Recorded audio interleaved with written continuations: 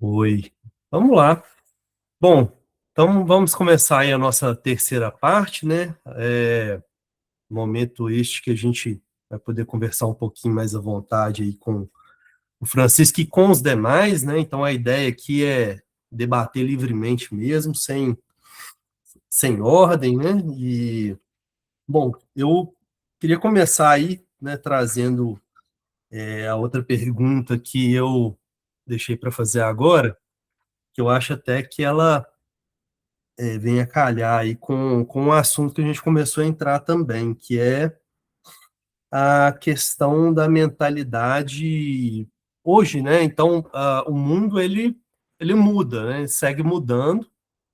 E aí eu te perguntar, vou perguntar para o Adriano, psicólogo, né, em relação a uma questão espírita, um desafio espírita, né? Como é que você vê é, as Bom, as questões atuais, né, que surgem em função da mudança da mentalidade. Por exemplo, ontem eu e o Luiz Silveira, né, a gente estava numa palestra, e o palestrante ele comentou uma pergunta que levantaram para ele, né, que a pessoa era da nova geração, né, e levantou para ele fez uma colocação lá falando, né, comentou que os homens das cavernas eram machistas, né? Então ela problematizou uma situação, né, totalmente fora de contexto.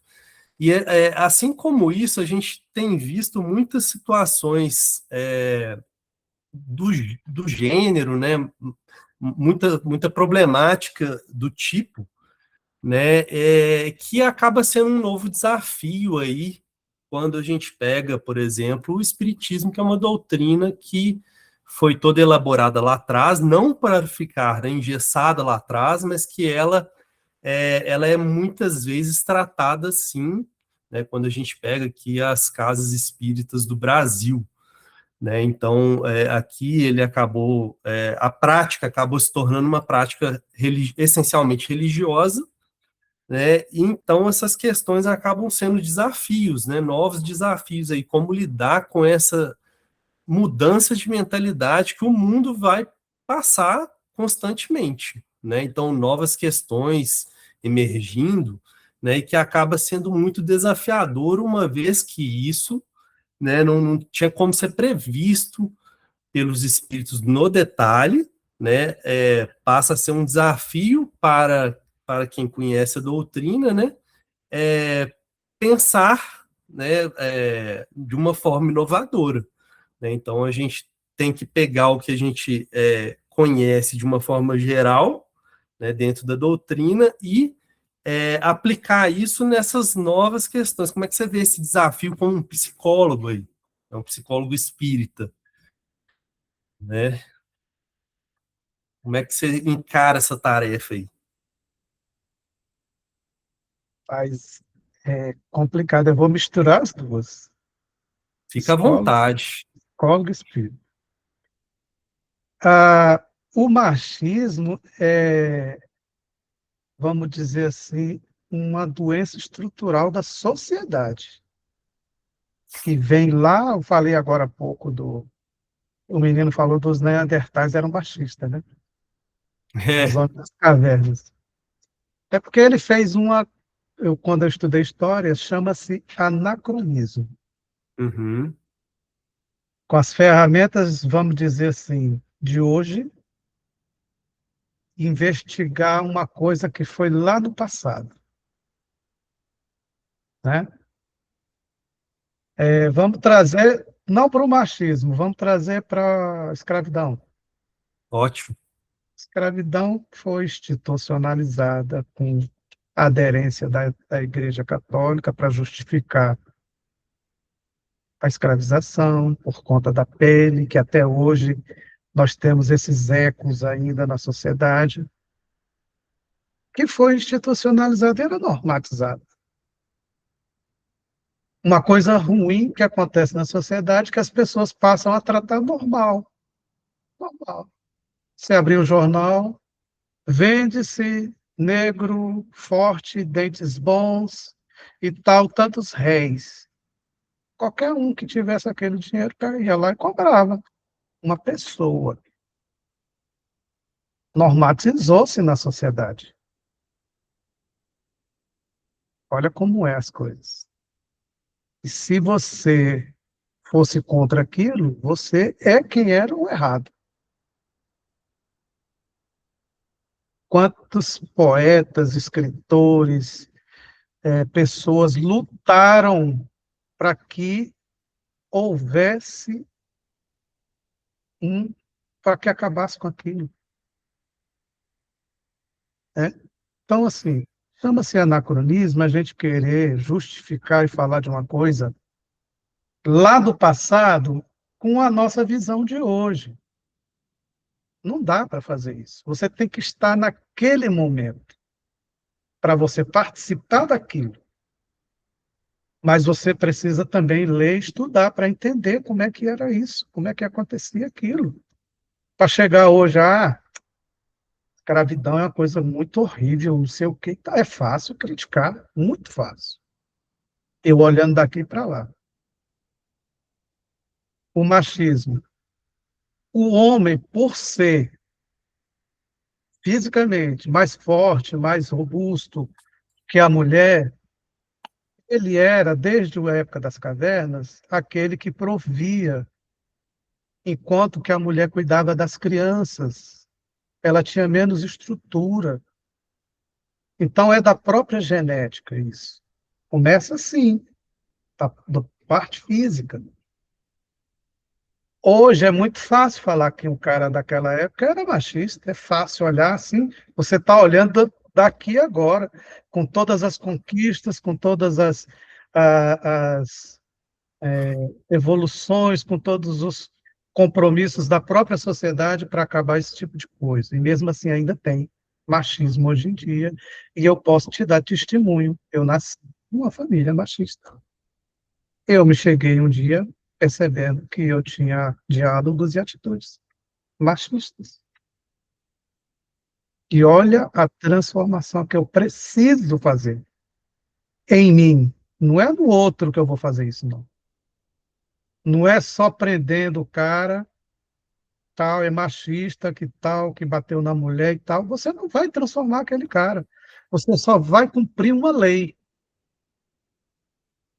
Você acha que aquele cara vai transformar por causa disso? Ele não vai. Talvez ele até piore. Crie uma denominação que a gente chama de que tem ódio de mulheres, vai se tornar Misógino. misógino, vai se tornar um cara mais misógino. Pior ainda, tudo se transforma de dentro para fora. Agora ficar é, jogando a culpa, a pessoa tem que se colocar também dentro daquilo ali. É muito fácil os jovens hoje em dia sair atirando daqui e acolá, mas ele se coloca dentro para ajudar a mudar isso, que nem muitas pessoas fizeram na época da escravidão, como muitas mulheres lutaram, sofreram na época para a luta contra as mulheres, para ter direito a voto, para ter direito a trabalho, para ter... Até hoje tem luta das mulheres para igualar esse salário. Faz a mesma coisa, às vezes até mais do que um homem, e ganha É, bem. e acaba que é justamente isso, né? Acaba saindo um pouco do foco, né? Pegar Exatamente. uma coisa fora de contexto, você deixa de focar e até cria ruído, né? Em Exato. cima de questões que realmente tocam nesse tema, né? E aí a gente tá dando o exemplo do machismo, né? Mas tem diversas Essas têm que, outros exemplos, né? né? Semelhantes que a gente vê aí, Hoje, né? né, hoje as pessoas homossexuais, as pessoas com identidade de gênero, hoje elas têm uma liberdade que elas não tinham. E mesmo assim, o preconceito é muito gritante, muito gritante. Eu tive um paciente, tem um paciente que a primeira coisa que ele perguntou para mim, o senhor atende pessoas homossexuais? Eu falei, eu não tenho o menor problema.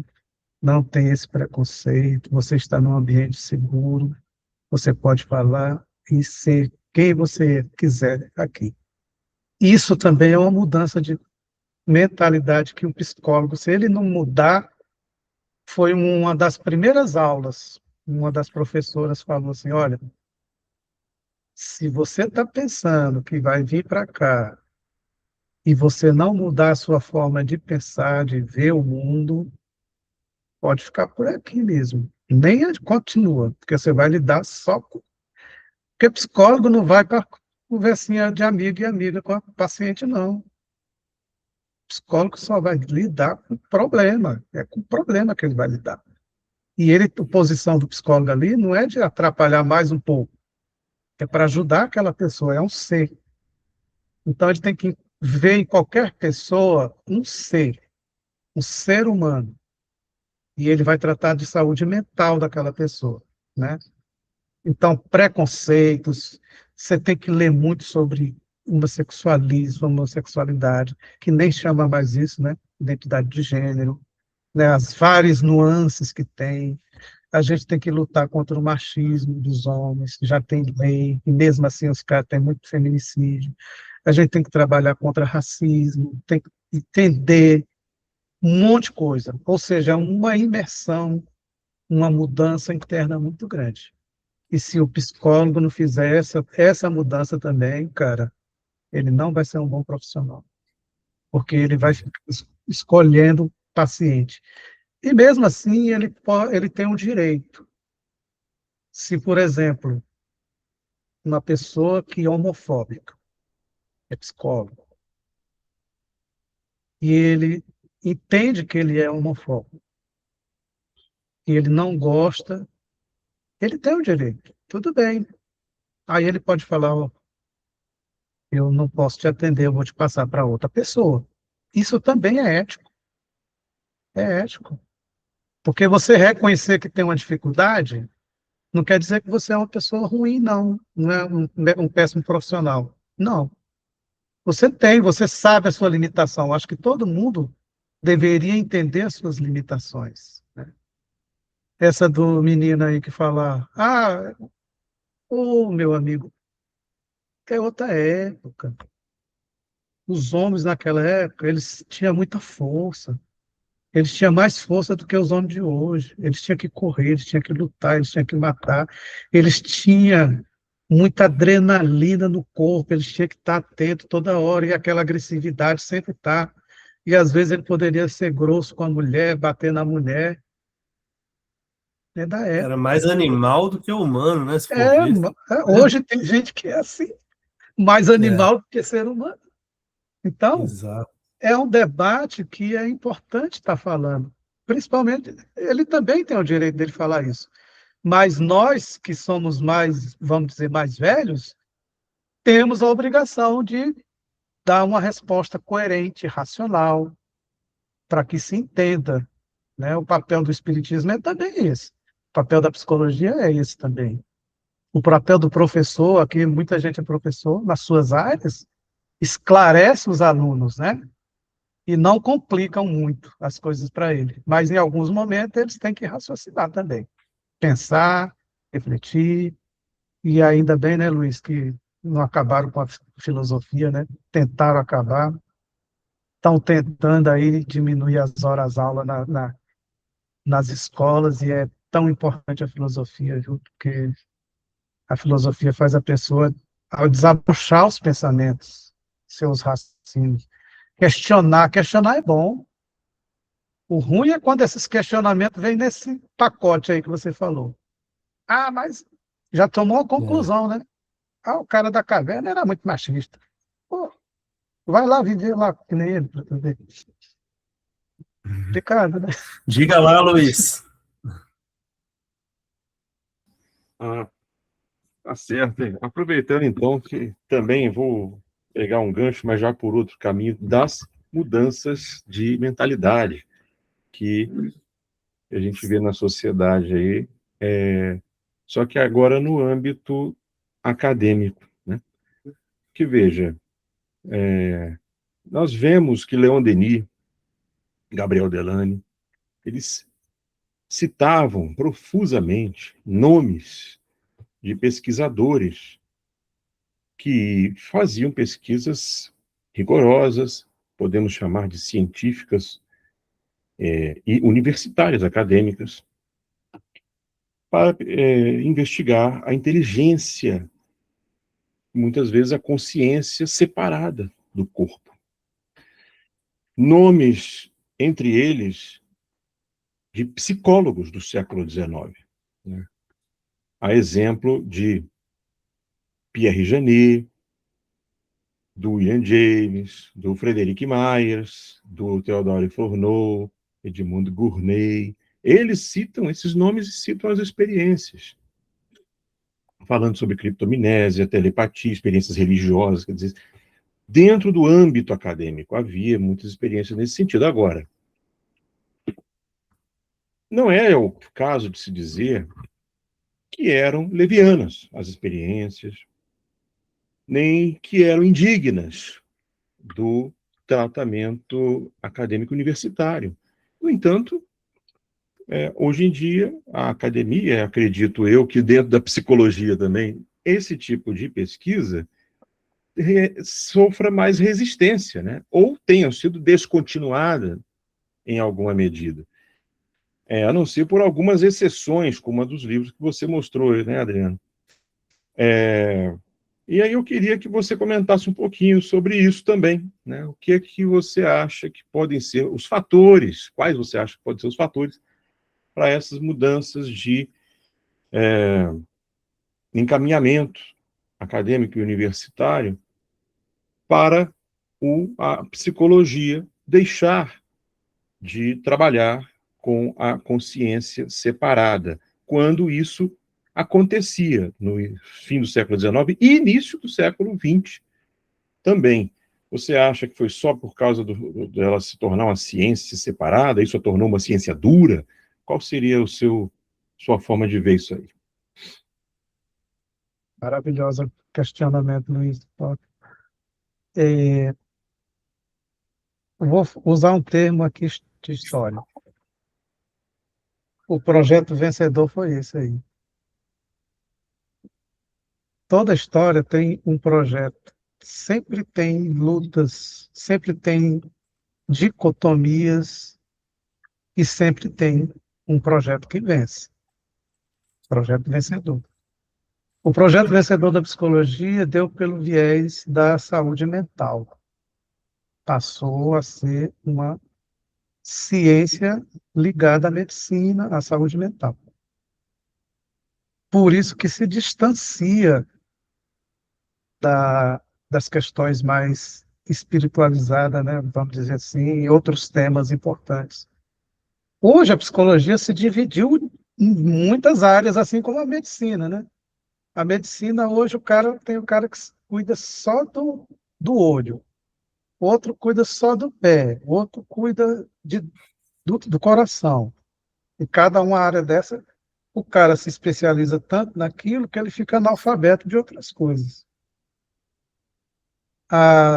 O espiritismo tinha tratamento psicológico, tinha muitos psicólogos espiritualistas, esses que você falou. Tem o William James, que foi um dos maiores psicólogos dos Estados Unidos, ele também era espiritualista. Mas o projeto vencedor foi esse, separou, não se fala nisso. E por que que ganhou esses outros? Né, o Everton comentou agora a TCC. Por que que ele falou isso da questão da TCC, que é uma das abordagens psicológicas? É porque eles fazem muitas pesquisas usando medicação, usando terapia, e tem resultados. A indústria investe mais nele. Professor Maurício Neumann, que escreveu esse livro aqui, eu tive uma matéria com ele, e ele falou que dentro da academia as verbas são distribuídas para quanto maior artigos tiver com relação àquele tipo, e a que ganha mais é a TCC. Infelizmente, dentro das academias, as verbas, quando se trata, vou trabalhar de psicologia espiritualista, não ganha verba. E aí? Olha como é complicado. Aí ele falou assim, e tem uma moçada nova, muitos alunos e estudantes agora que estão começando, que querem entrar nesse tema. E aí? Qual vai ser o projeto vencedor aí? Tudo na vida da gente sempre tem um projeto daqui e tem um projeto de lá. Tem o projeto da minha esposa e tem o meu. Às vezes eu ganho um, tenho que convencer bem, às vezes eu perco porque é ela que me convence. Projeto vencedor, né? Na história, sim. O projeto vencedor é quem chega lá. Então, assim, esse assunto, para poder trazer isso, não é simples, não é fácil. Precisa de ter muito argumento, como a própria filosofia, né, Luiz? Você tem que criar argumentos para você levar, e esses argumentos que você leva é o que vai ser o seu projeto para vencer. E essa luta aí, ela é constante, né? Eu acredito que futuramente as coisas elas devem ir se juntar. Houve a separação, mas a tendência é que vai se juntar e os pontos vamos dizer, os pontos de concordância que vai unir, né? Não vão falar todo mundo a mesma língua, mas vão se juntar nos mesmos pontos importantes. É o que fizeram ao final da Segunda Guerra. Criaram a ONU com pontos importantes para toda a humanidade, inclusive um deles é educação, outra é criança, então temas importantes que são trabalhados no mundo todo e não são obrigações, mas são temas em que os seus países precisam tratar. Saúde, educação, segurança, crianças, né? E para isso a pessoa precisa aderir àquilo lá, aqueles conceitos. Hoje a ONU está precisando dar uma renovada, né? Porque não está tendo muita influência aí, estão fazendo o que querem, né? Mas é um momento de mudança também. Todas as organizações, elas de tempos em tempos também precisam se renovar, precisam acolher novas ideias, jogar ideias velhas, ultrapassadas para fora, e para isso precisam ser pessoas que realmente se interessam, né? Pessoas que estão ali na vanguarda, ultrapassando as barreiras e não se contentando só com aquilo que já aprendeu, como a gente falou aqui sobre os fisicalistas. Os fisicalistas só enxergam o mundo daquele ponto de vista que ele aprendeu ali. Um PhD que é PhD num assunto, mas em termos de educação moral e ética é péssimo. Né? O Kardec, a proposta dele também é essa, evoluir intelectualmente, mas numa sociedade moralmente mais bem equilibrada. A luta do espiritismo também é essa. Para se tornar um projeto vencedor, precisa de luta, como a gente fala. E luta no sentido de ir lá e convencer, lá levar argumento, né, lá e ser a favor, militante mesmo daquela ideia que você está tendo. Porque só ter a ideia e jogar lá para. Aí também não adianta nada. Eu vejo nesse sentido aí. Até pegando um gancho, né? Só um comentário rápido. Acho que a gente está vendo umas iniciativas de interdisciplinaridade, né, e tal, mas as coisas ainda estão muito na direção da especialização, né? Então parece que é uma espécie de cultura, né? Então a gente está começando a ver essa mudança de mentalidade, né? Não sei qual palavra melhor usar, mas parece que é isso mesmo. Então isso leva tempo, né? Altemir, diga aí. Eu queria, mais uma vez, tentar contribuir com uma soma mínima que seja, mas muito importante. e o Adriano, talvez, ele consiga também dar uma contribuição maior ainda. Foi falado aqui, foi dito aqui, dessa questão, dessa abordagem espírita, espiritualista, psicológica, né, e humanista. E foi falado daqui também da contaminação desse movimento, que nós chamamos de MEB, Movimento Espírita Brasileiro, que acabou convergendo para uma outra situação, rustanguista, que a gente que estuda entende, que é misticismo, que é retrogradação de uma razoabilidade mínima, ou seria o ápice do ilogismo, a falta de lógica. Então, isso a gente já tem consciência disso, certo? Que o movimento espírita brasileiro, que a FEB está adiante, mais desconstrói do que constrói.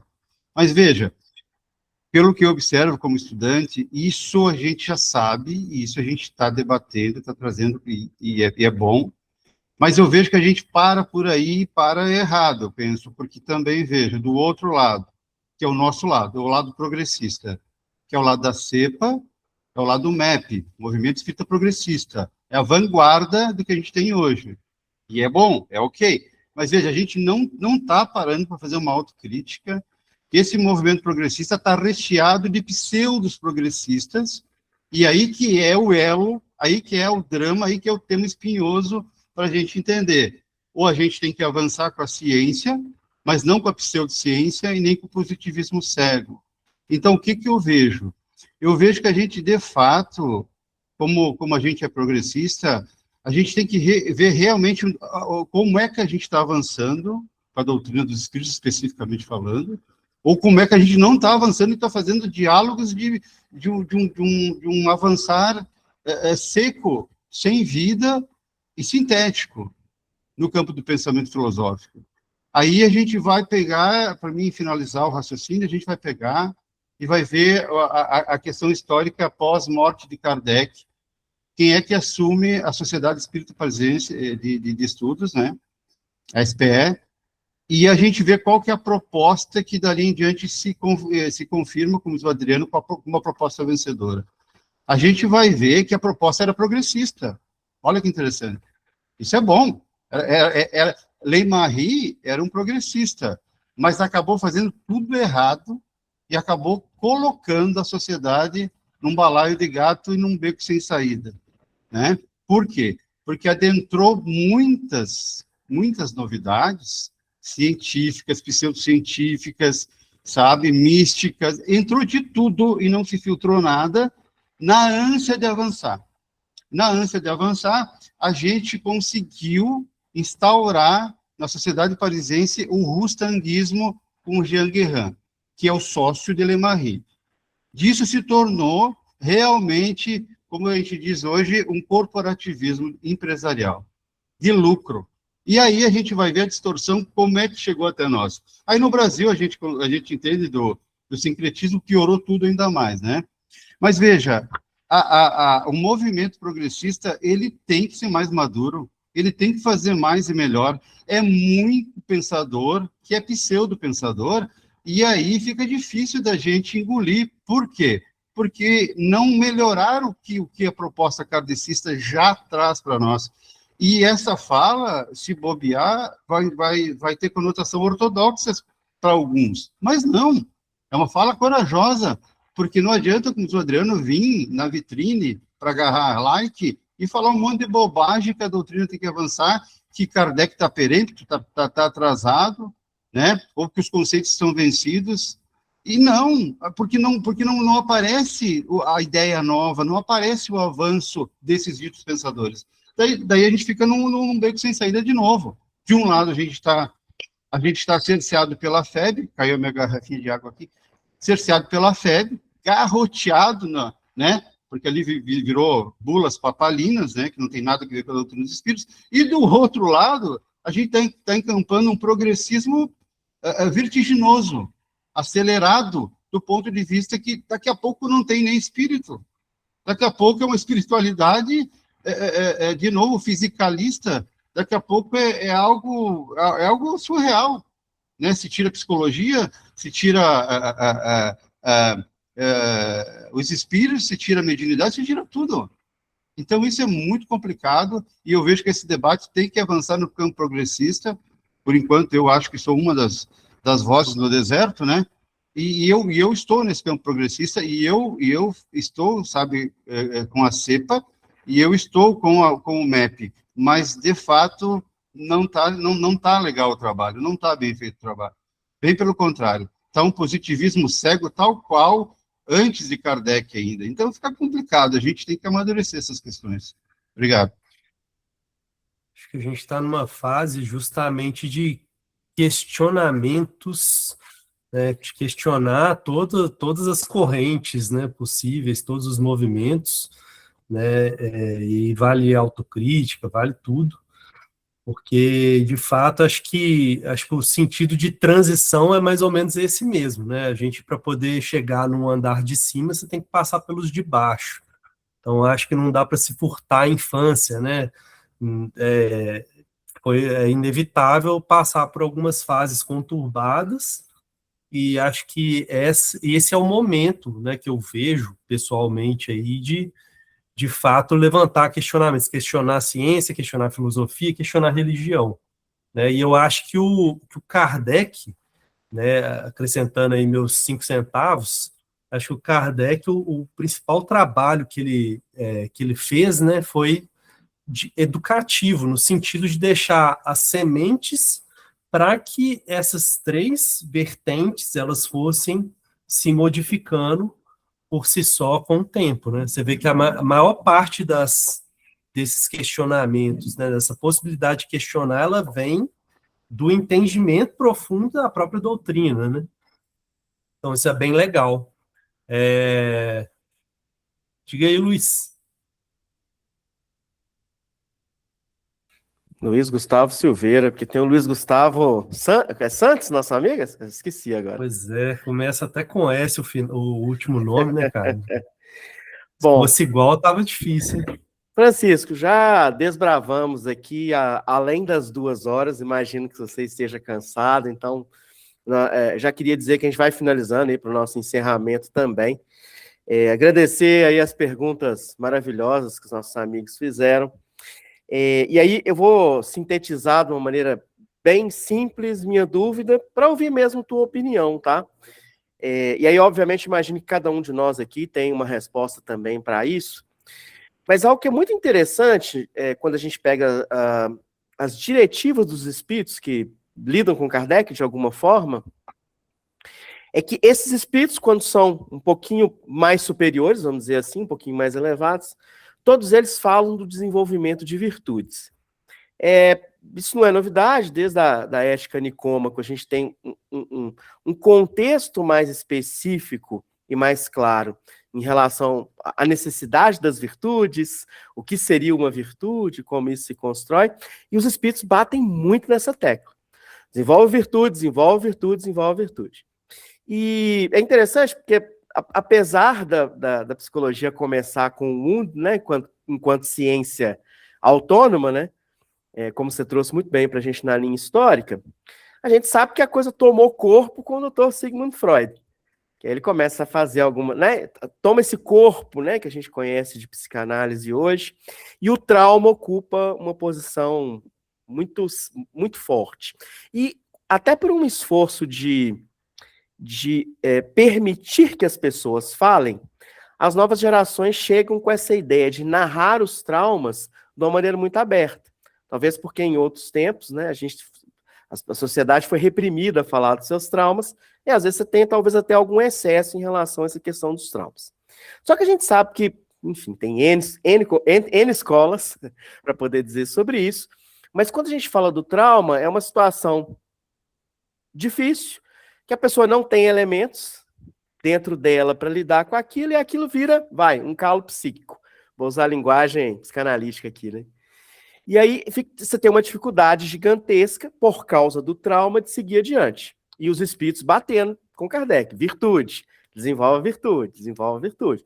Capítulo 17 do Evangelho segundo o Espiritismo é inteirinho sobre o homem de bem. Fala e vai e volta em várias virtudes o tempo todo. E ao final diz que aqui e ali não estão descritas todas as virtudes, que ainda existem outras, mas se fizer aquelas, tá tudo ok. Então, minha pergunta é a seguinte, de uma forma geral, quase todas as escolas psicológicas falam muito da questão do trauma, de tentar chegar nesse trauma. Você vai ter abordagens diferentes, TCC tem um jeito de ver isso, terapia de esquema tem outro, psicanálise tem outro, enfim.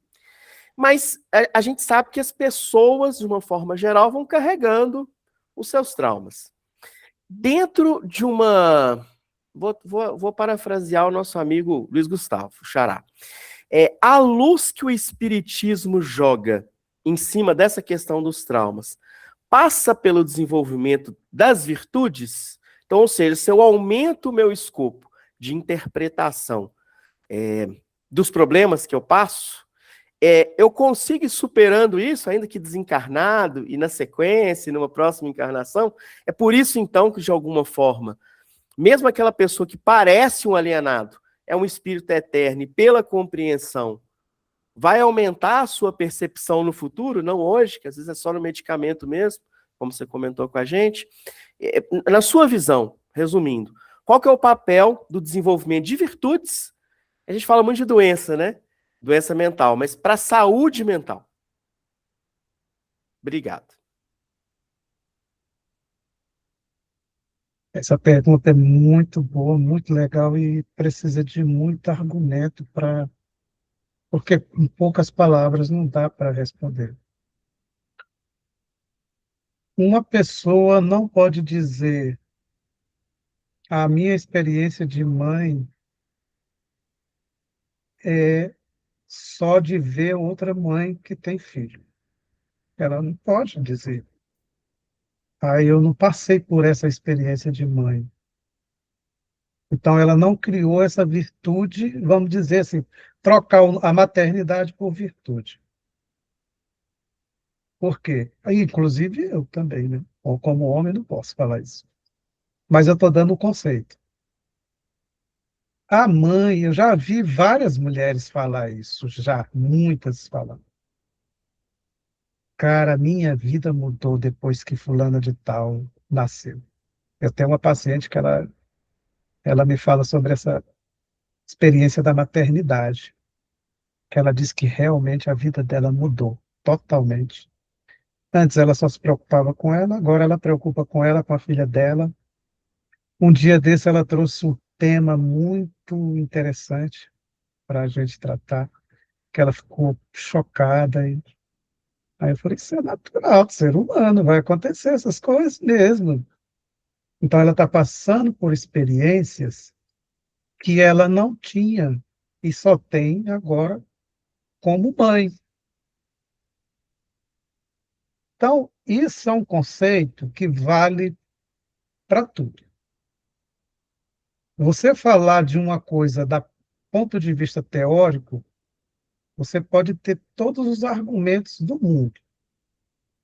Mas se você não tem a experiência, você não sente, você não sabe o que é passar por dentro. Jesus contava isso também de várias formas. Uma vez eu dei uma palestra falando sobre essa questão da... Você não consegue descrever um sabor. Eu gosto muito do sabor do chocolate. Uma pessoa que é especialista no chocolate, ele sabe dizer a acidez, a doçura, vários conceitos técnicos da profissão de fazedor de chocolate. A gente não consegue dizer para outra pessoa como é o gosto do chocolate, porque é uma experiência, é sua. Uma virtude é uma coisa que você só sabe quando você passa pela experiência. Vamos trazer essa história do trauma.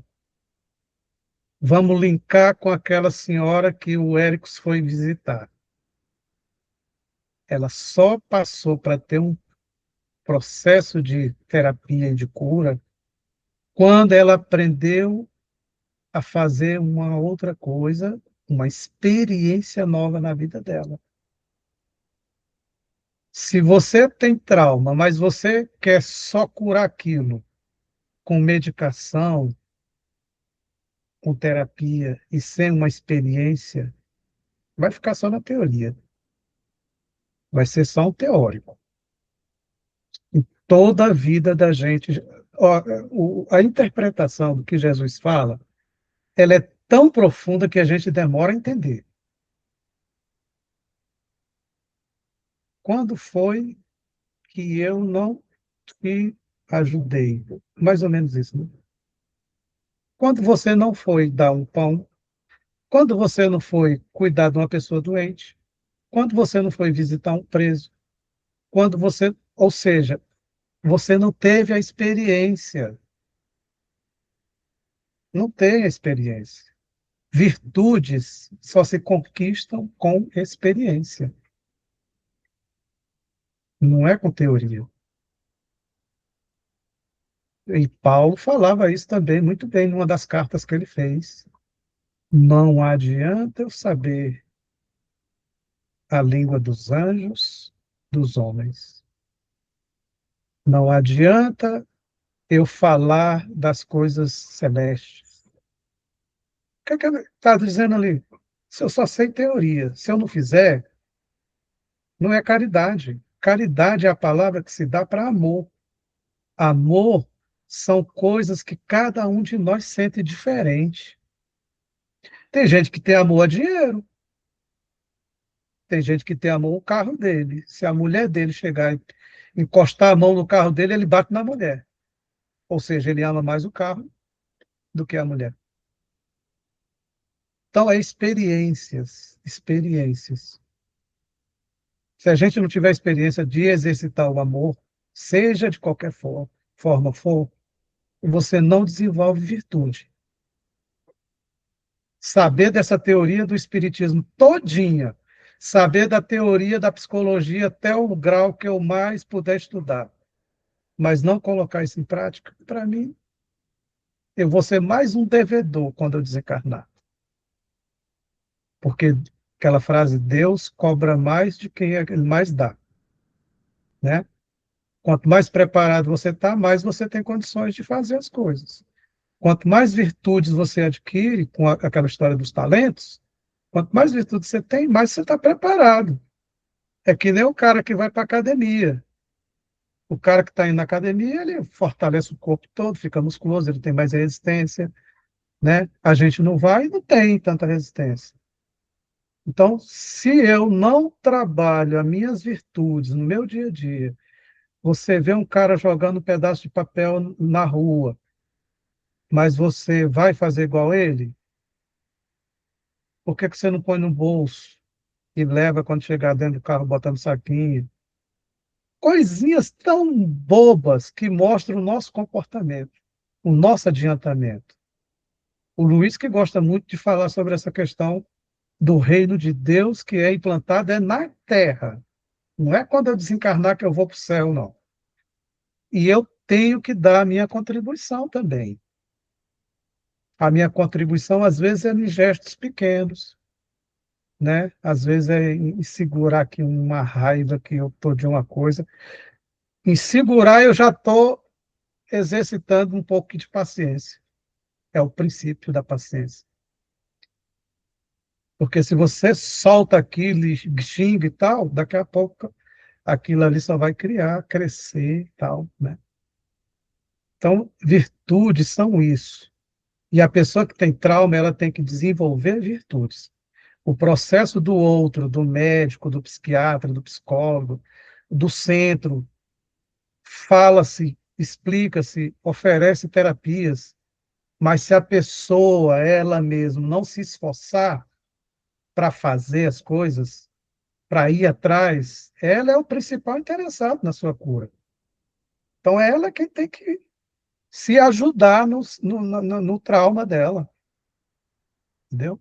E isso é um movimento que a pessoa tem que fazer, como aquilo que se fala na religião, arrependei-vos, arrepender. Arrepender significa você reconhecer, poxa, eu cometi um erro, poxa, eu estou errado, poxa, eu preciso mudar. Então, eu comparo muito o trauma com isso, né? O trauma é na alma, não é na mente. Tem os traumas mentais que pode ser tratado também, mas o principal trauma é na alma. Então, se você não fizer as ferramentas que eu recebo da doutrina espírita, mas eu não aplico em mim, não adianta. As ferramentas que eu recebo da psicologia, mas eu só aplico para o outro, eu não uso para mim, alguma coisa está errada. Aí é isso que o Altemir estava falando agora há pouco. E já se falava há muito tempo lá na Bíblia: vocês encontrarão falsos profetas. Kardec falou: tem muitos pseudo-sábios por aí. E se a gente entrar na linha desses pseudo-sábios, desses falsos profetas, a tendência é só piorar o nosso trauma, não é de melhorar. É por isso que muitas religiões elas estão começando a perder o interesse das pessoas, porque tem muito fanfarrão aí interessado em outras coisas, menos em ajudar o outro. A gente sabe que não pode generalizar, porque tem muita gente boa, tem muito pastor bom, tem muito padre bom por aí, tem muito espírita bom também. Mas, pelo outro lado, tem muita gente ruim em todos os lugares. Todos os lugares tem. Então, primeiro que tem que se interessar pelo seu trauma é a própria pessoa. Ela vai receber ferramentas e terapias de vários lugares, de várias formas. E, às vezes, da onde ela menos esperar, ela vai encontrar um terapeuta que vai ajudar ele. Ela. Pode ser qualquer área, né? Pode ser uma pessoa que nem nunca estudou, mas que vai dedicar um amor, vai dedicar uma atenção, vai dar carinho, vai dar muitas outras coisas que talvez aquela pessoa não tenha tido na sua vida, né? Não sei se você ajuda aí não, Luiz, mas a minha visão é essa. Show de bola. Muitíssimo obrigado, Adriano. Bom, vamos caminhando aí para nosso encerramento, né? Então, antes de passar a palavra aí para você fazer as suas considerações finais, a gente agradece a presença de todos, tá? Lembrando aí que essas 3 partes, né, vão estar disponíveis no nosso canal, Filosofia da Consciência, tá? Nosso canal no YouTube. Assim como vocês vão encontrar os colóquios anteriores por lá. E lembrando também, né, de seguir aí as nossas redes sociais, né, @Filosofia da Consciência no Instagram. Então, curtem, compartilhem, né, fiquem à vontade. E no mais, muito obrigado, meu caro. E suas considerações finais aí para a gente encerrar, né, esse debate aí que foi tão bacana. André e Luiz, muito obrigado a vocês pelo convite para trabalhar na filosofia da consciência. São coisas muito importantes, e a palavra de vocês aí, consciência, né? Consciência é uma das coisas que existem várias camadas, né? Consciências que se fazem o bem e tem as consciências que se fazem o mal, como a gente está vendo demais por aí. Então, assim, é muito importante. Eu estava um pouco ansioso, né? Eu até te perturbei, né, André? Mandei Que é isso. mensagem lá por conta da transmissão, porque é tanto detalhe.